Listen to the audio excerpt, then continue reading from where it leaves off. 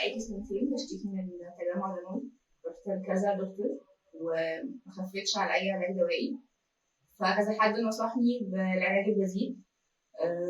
طبعا كنت مقلقة، بقالي سنتين حرفيا مقلقة إن أنا آخد الخطوة دي. أخدتها بعد ما والدتي جت لدكتور أمل، وبصراحة شفت نتيجة يعني كويسة جدا. برضو ما طمنتش على طول، فضلت شويه مقلقه، بس لما لقيت كذا دكتور اصلا دكتور بيديني علاج دوائي وفي نفس الوقت بينصحني لا ده تجمع دموي لازم نعمل ده، فاخدت الخطوه وجيت لدكتور امل. دلوقتي احنا بنتكلم من قبل ما اعمل السيشن، فان شاء الله بعد ما اعمل السيشن نشوف ايه الدنيا وبس.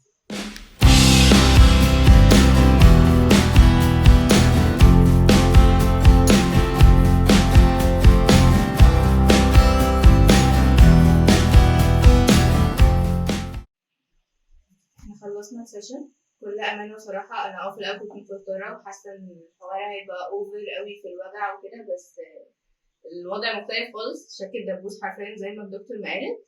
حاليا حاسه بتنميل، بس حاسه ان جسمي بقى ريفرش اكتر. قمت شلت شنطه، لا بالنسبه لي الوضع مختلف تماما. بس فانا بنصح اي حد بيها اشيل شنطه باي. انا في الاول كنت بقدر اشيل ولا اي شنطه ولا اي حاجه، حرفيا ما اقدرش احمل على كتفي. انا دلوقتي اوكي تمام، ومفيش مكملش 5 دقايق بعد السيشن اصلا. فبنصح اي حد قلقان لا اوكي. كنت تتوقعي النتيجه دي في التجربه دي؟ ما اتوقعش اي حاجه، وما اتوقعش اصلا ان انا ابقى كويسه من بعد ما اقوم. انا ما كملتش 5 دقايق نفس الجلسه احنا ما بنمشيش. جلسه واحده، مش كذا سيشن بقى والحوار اوفر، لا هي جلسه واحده. مش حاسه بكم الوجع اللي انا كنت جاي حاسه بيه. التجمع الدموي اللي طلع فيه لا كتير. لا انا كنت مبهدله في السنتين اللي انا كنت خايفه فيهم دول.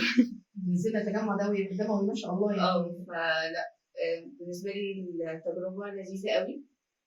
اي حد خايف ان هو يجرب التجربه دي لا خد الخطوه. بالنسبه لك ده هيبقى احسن مليون مره من اي علاج بنفضل نسيفه ملوش اي ستين لازمه.